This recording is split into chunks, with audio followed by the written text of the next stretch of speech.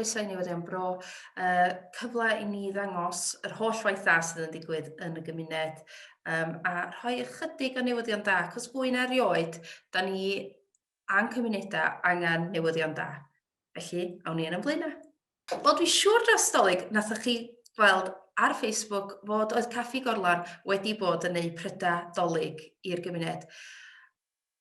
Roedd hein I gyd wedi cael ei ariannu gan y gymuned, aeth dros 100 o brydau allan dros y Dolig gyda gwirfoddolwyr yn mynd â nhw ac yn gwario eu diwrnod Dolig yn helpu I ddosbarthu nhw a'i cludo nhw. Gyda hynna mewn sylw, mae Iona wedi mynd I ymgyrch sydd yn helpu I plant I cael chips tro yma gan Fish and Chips yn Ffestiniog, a mae hynna I cael ei weld ar Facebook a'r tudalen Blaenau Ffestiniog I gweld fwy.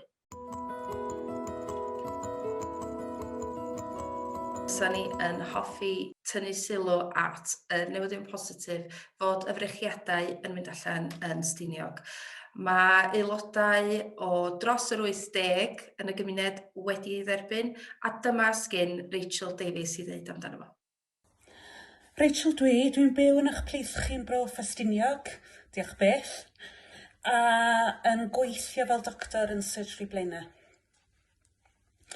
Isio siarad am y brechlyn Covid So, o'r diwedd, da ni wedi cael dipyn a da ni wedi gedru brechu rhan mwyaf o'n bobl yn Blaenau sydd dros 80 oed sy'n ffantastig.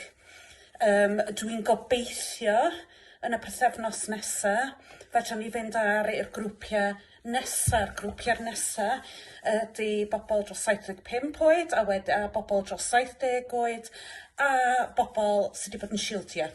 So'r bobl sy'n fwyaf sal yn cymuned ni. So dwi'n gobeithio gawn ni brechlyn mwyn wneud lot o'r ein yn y pythefnos nesaf.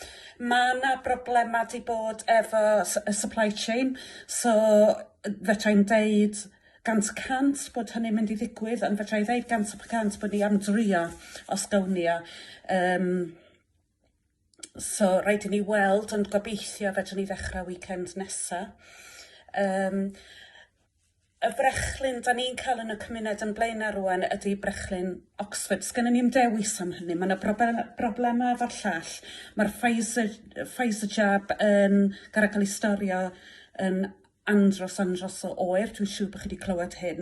Felly mae yna broblemau jyst efo cael o I mewn i'r gymuned. So ar y foment yn Blaenau, brechiadau Oxford fydd gennym ni. Siarad fel unigolyn ddim siarad fel rwy'n sy'n gweithio ar bwrdd iechyd mod I'n gweithio ar bwrdd iechyd.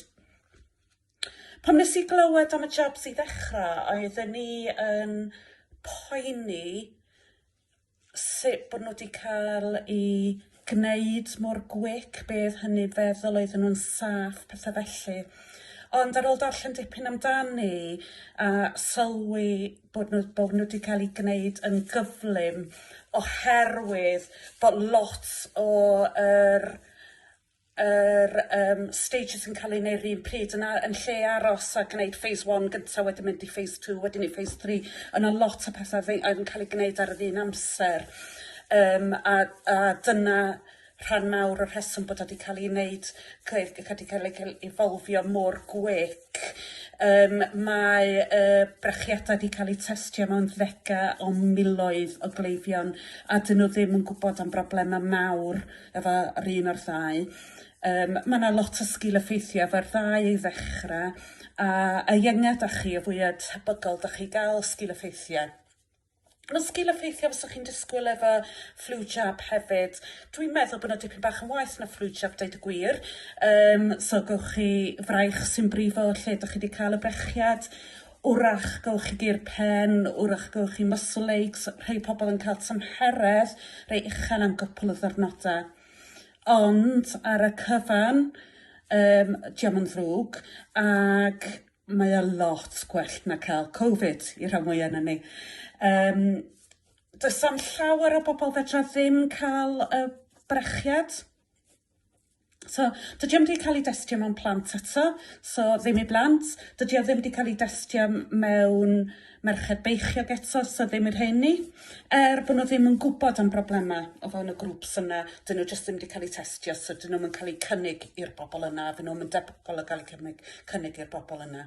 Does am llawer o resymau eraill i beidio cael y jab. Maen nhw'n suggestio bod chi ddim yn cael y jab os ydych chi wedi cael Covid o fewn y mis, ond maen nhw'n teimlo bod o'n saff cael o os ydych chi wedi cael Covid mwy na mis nôl. Os ydych chi wedi cael allergic reaction difrifol, a dwi'n feddwl anaphylaxis lle fyddwch chi'n wedi gallu anadlu a wedi bod angen pigiad o adrenalin, os ydych chi wedi cael un o anaphylaxis i feddu giniaethau neu frychiadau o'r blaen, mae angen checio cyn cael y jab. Does ddim llawer o bobl eraill fedra ddim cael, a maen nhw'n suggestio bod chi'n cael o fewn wythnos i frechiad arall, enghraifft fflw, ond mae'n saff cael o ar ôl o leia 7 diwrnod wedyn. So, dwi'n gobeithio gowch chi gynnig brechiad cyn bo hir, a dwi'n gobeithio fydd yr rhan mwyaf chi yn derbyn y cynnig. Yn y cyfamser, cofiwch gadw'n saff. Os oes yna rhywbeth fydych chi yn meddwl bod fysa yn werth i rhannu ar Newyddion Da Fro, please cysylltwch efo ni ar brocast@cwmnibro.cymru a fyddwn ni'n fwy na hapus i rhannu eich newyddion da chi hefo'r Fro.